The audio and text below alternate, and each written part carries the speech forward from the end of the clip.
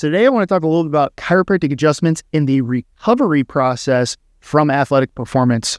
So what I do with some of my athletes, I actually adjust them post-activity.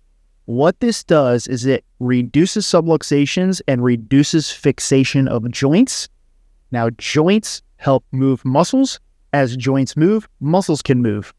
So as muscles can move, we can stretch them out and we can contract them a lot better. That's going to bring in more blood, oxygen, nutrition, and even hydration to accelerate that healing process.